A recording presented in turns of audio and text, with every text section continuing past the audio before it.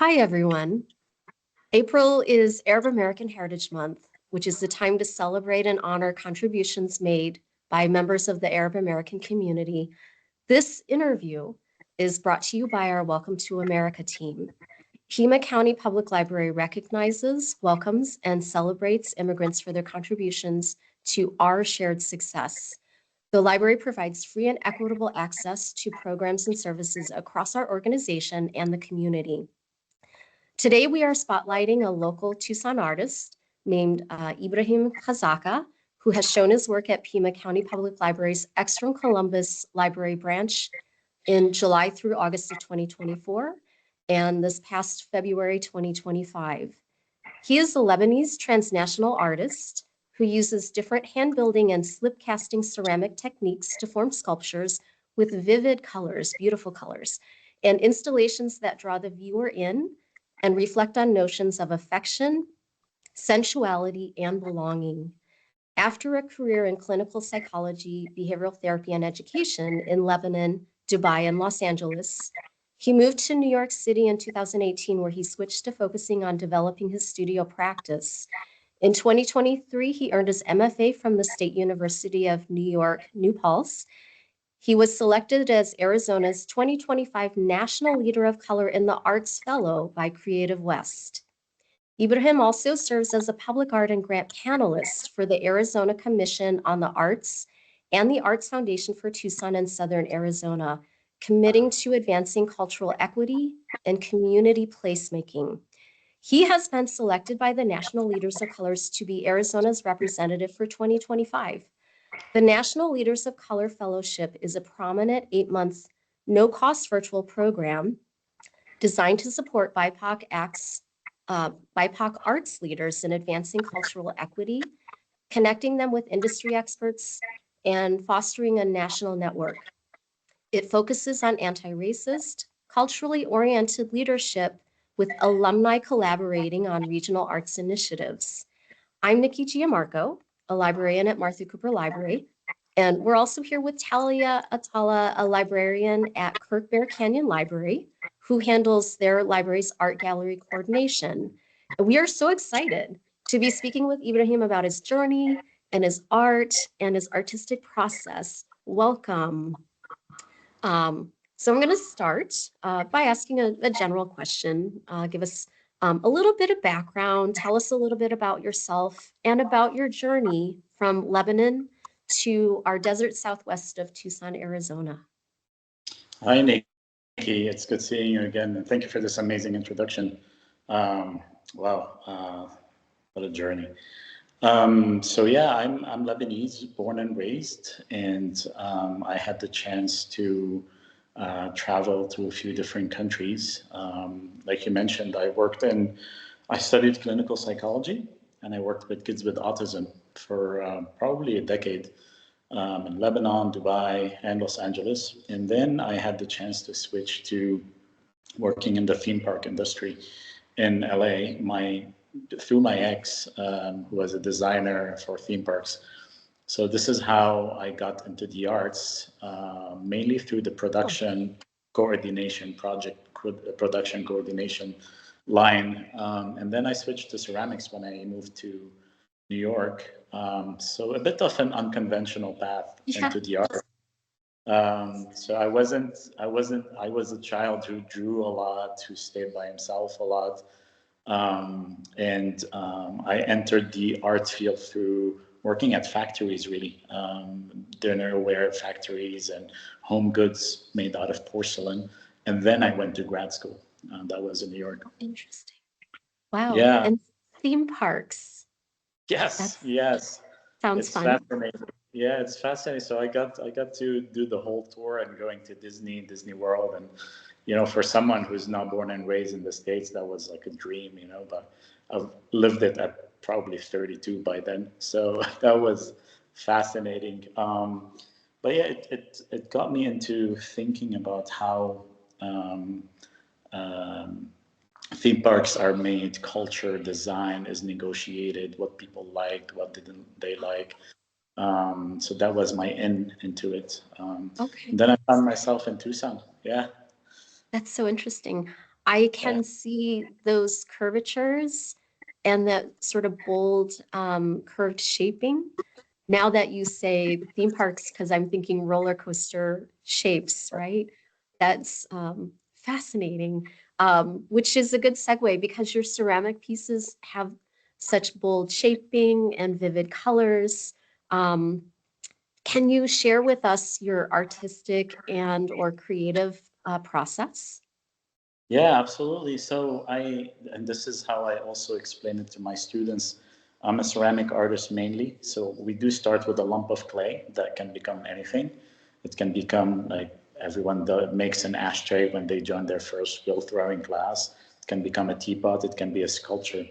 So before going to grad school, I was focusing on more design work, thinking of cups, for example, their handles, the little subtle design choices that we make that makes our connection to a specific cup interesting and special.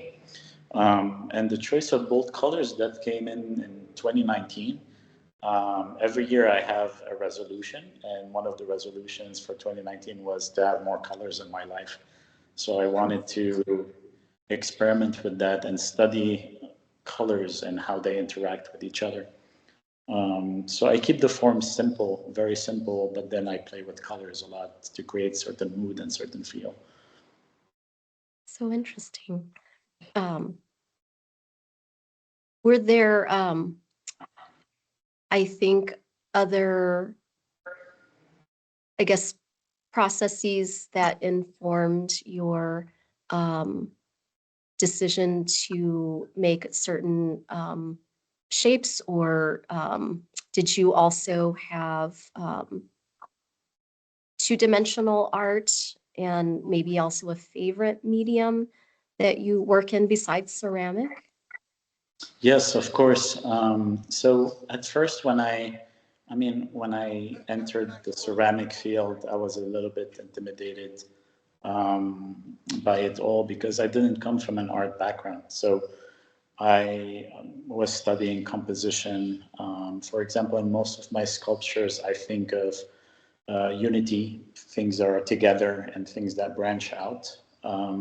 I think of curves and how our eyes follow the curves. So I would say I got really into the psychology of design and psychology of perception.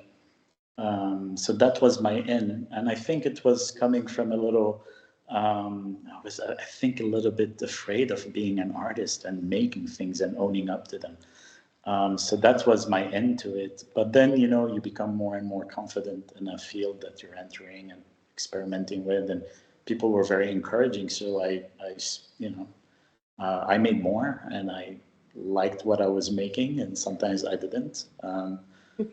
But this is how it grew, actually. That's awesome. Yeah.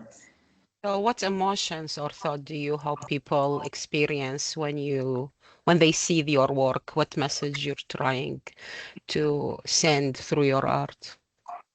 Yeah, the first thing which is very important to me is for people to take their time and take in those colors. And I think this is a strategy to use these bold colors to attract people's attention.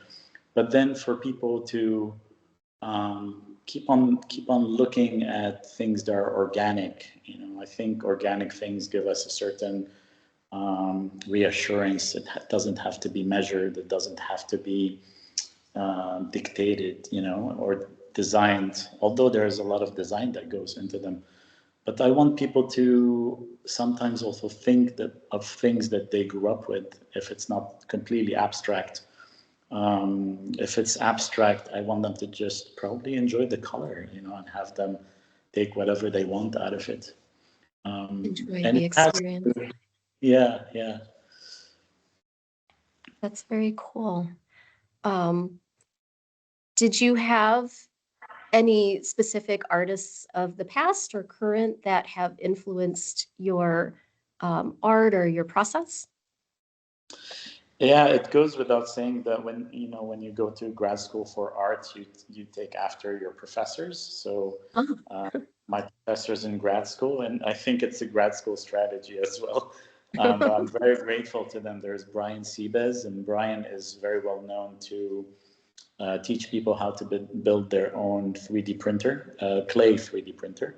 And with him, Anat Sheftan also taught me, and her art is very colorful as well, thinking about nature and growth and death and all of these very real topics that we experience out in the world. So both of them influenced me. I met so many amazing ceramic artists while living in New York. And after I worked at Watershed Center for Ceramic Arts just before moving to Tucson for a summer, and I met about 90 artists with different. I mean, they're fascinating artists, different bodies of work and colors, and so they inspired me a lot, and I was able to network and create new friendships as well. So there are all of these amazing people. Yeah. Yeah. And it's interesting also because I don't feel that ceramics is as spotlighted as much as other mediums. So it's great to see more representation in a diverse medium. And how did you get involved in the art scene here in Tucson? Yeah, I want to answer also when it comes to 2D, ceramics is very versatile as well. So you can get your sculpture or vase, 3D object in the middle, which is very dimensional, or you can get, a body of work that sticks to the wall, like going from low reliefs like tiles or high reliefs sculptures sticking out of the wall. And this is what I made for the Pima Public Library, actually. My last body of work was a 2D for it to sit at the Extern Columbus branch. Going to Tucson was a unexpected adventure. So I graduated in May 2023. I went to Maine for that summer. That was a seasonal job, and then I thought of going to Europe as well and connecting to museums and cultural institutions related to ceramics. And then I went back to the States and I thought, okay, what am I going to do? And there was an opportunity in Tucson for me to be there. So I actually drove from New York to Tucson.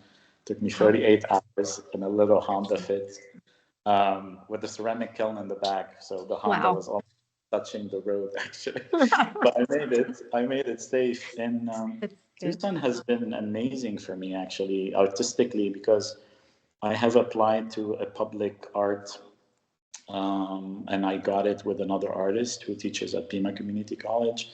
I applied to work at Pima Community College to teach there as an adjunct. But then I connected with different organizations there, SACA is now AZ Arts, I think. They changed their names. Arts Foundation for Tucson and Southern Arizona, I connected with them as well. And they were generous to give me a grant for me to buy some equipment. I had open studios as well when I was a resident at Catalyst at the Tucson Mall for 3 months. That was 2020, October, November, and December of 2024. And since I got the fellowship as well, I've been very proactive in connecting with artists because I really wanted to understand what they're going through, what are some concerns, but also what inspires them, which is very, very important. Yeah, having that communication and dialogue with a like-minded community really is wonderful to help inspire and grow, I think, which leads me to ask about current projects. Are you working on anything currently? Yeah, absolutely. So Arizona Commissions for the Arts is a big organization in Arizona that takes care of its artists. And I got an artist development grant.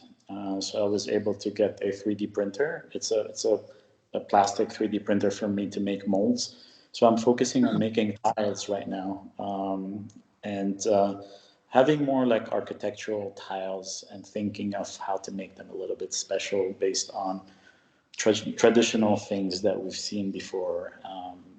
I'm trying to connect also to my heritage in Lebanon and seeing what could be cultural items, artifacts that I want to move forward with into a body of work. Of course, it's going to have bold colors and all of that. So that's what I'm working on right now. Oh, that will be exciting to see. You'll have to let us know where we can view and interact with that when you're finished. Of course, yeah, I'll be posting them, and then hopefully, towards the end of the year, shipping some to Tucson and coming back to Tucson. That'd be amazing. Do you have any advice for young artists? I know your journey was so unique, especially coming through working as theme parks to inform some of your aesthetic. But what advice would you have for young artists who want to pursue art as a career? I would encourage young people to pursue art. I think I'm partial and biased towards. Well, I'm trying to say that I encourage people to go into an apprenticeship, um, only because it teaches you every aspect of the art business.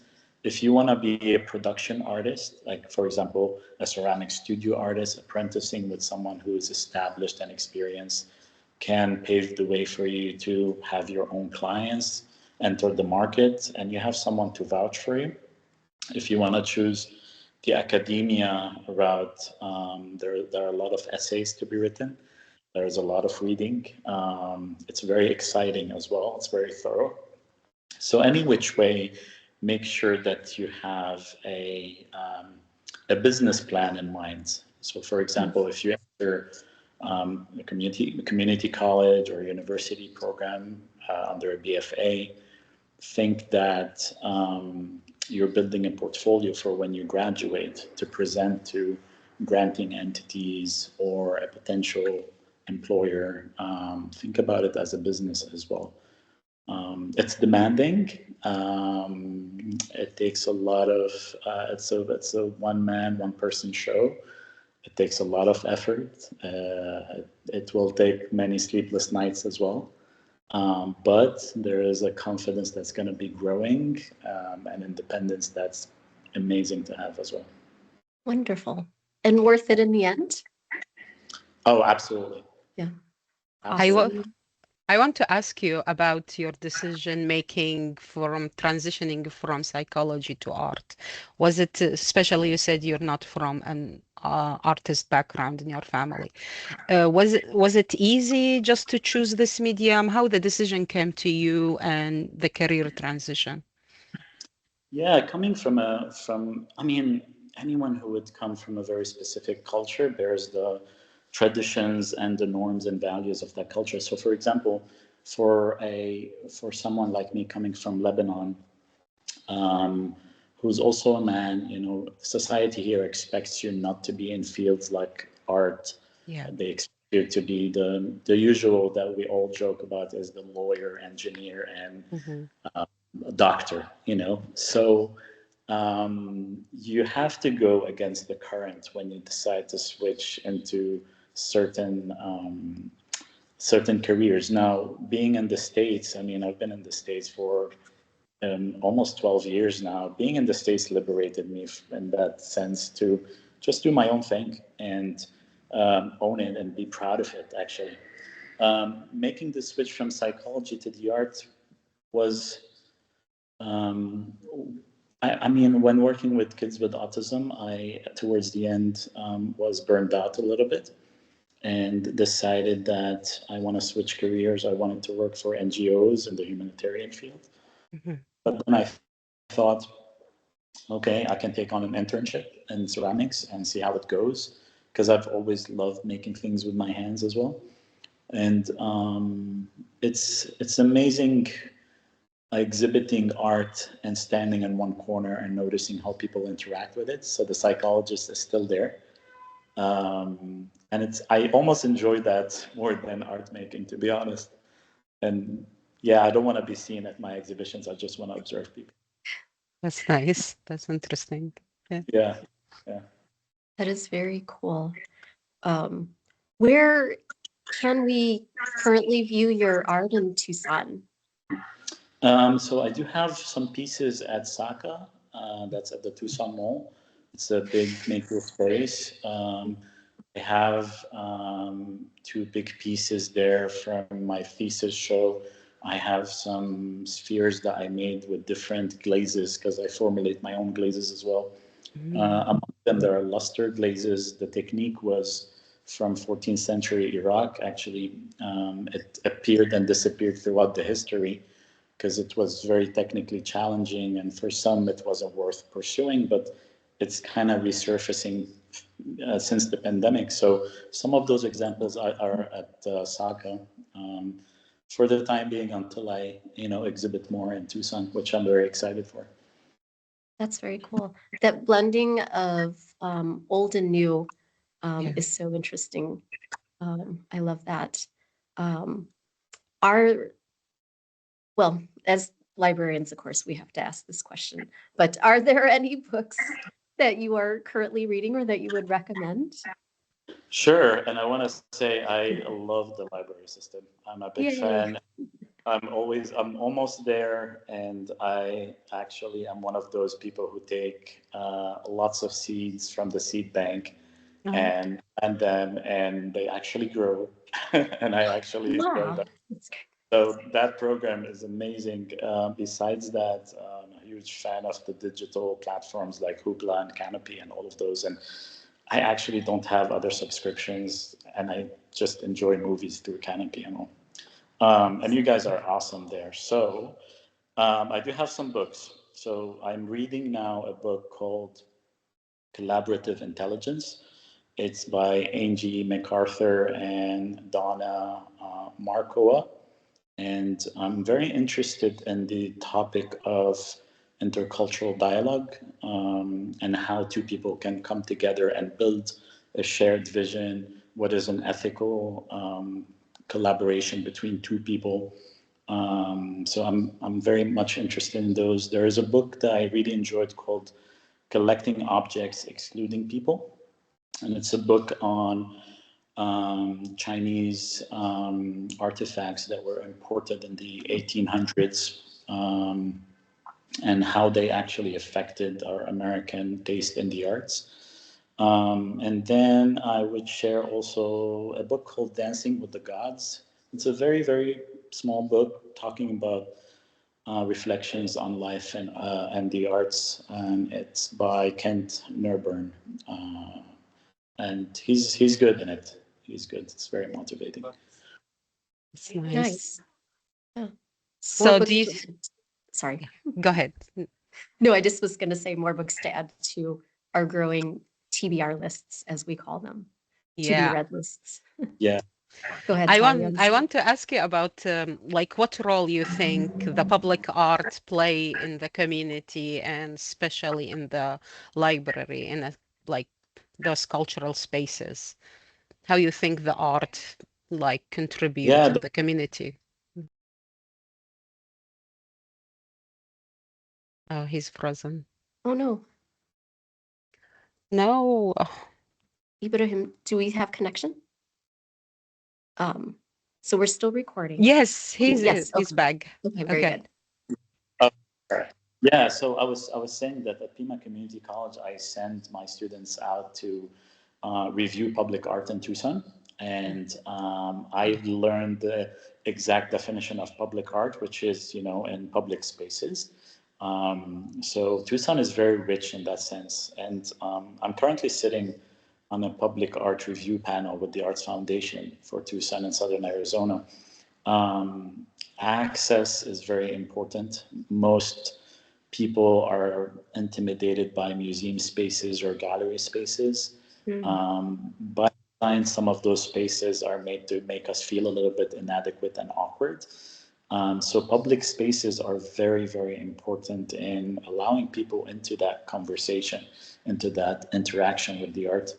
And the public library is doing an amazing job because, people use it for the books, for the programs.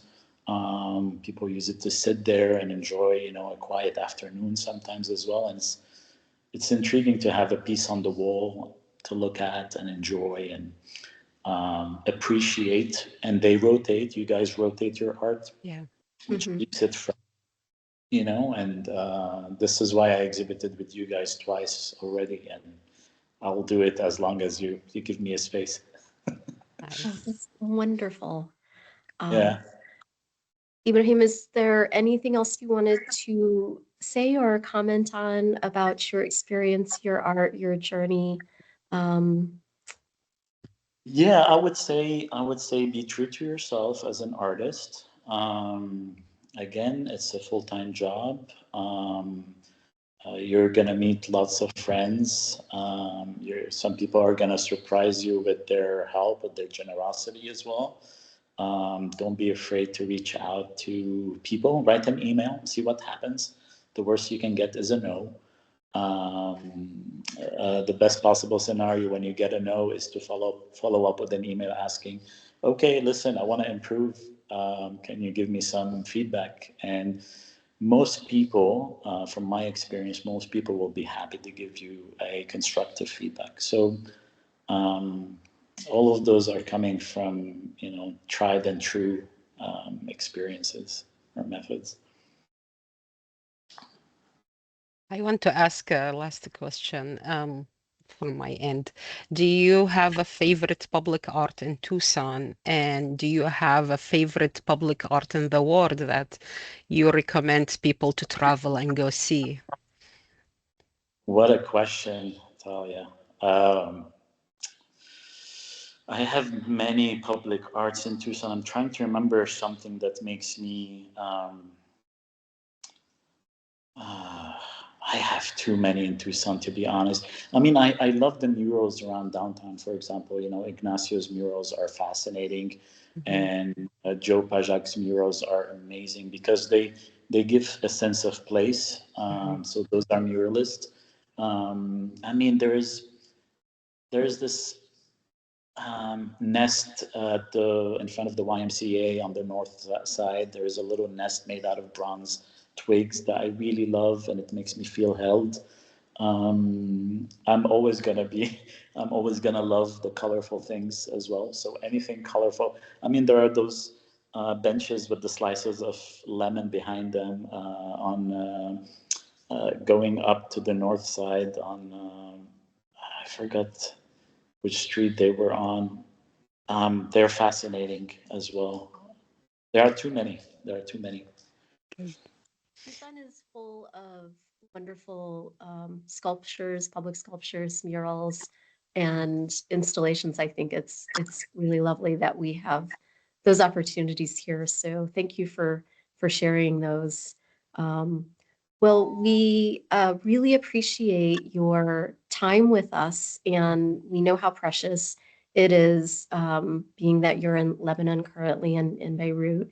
We want to wish you safe um, uh, safe passage when you come back to Tucson, and that you are also safe with friends and family. And we are looking forward to all of the art that you'll be creating so that we can stand in front of them and have our expressions while you observe us from afar. Yes.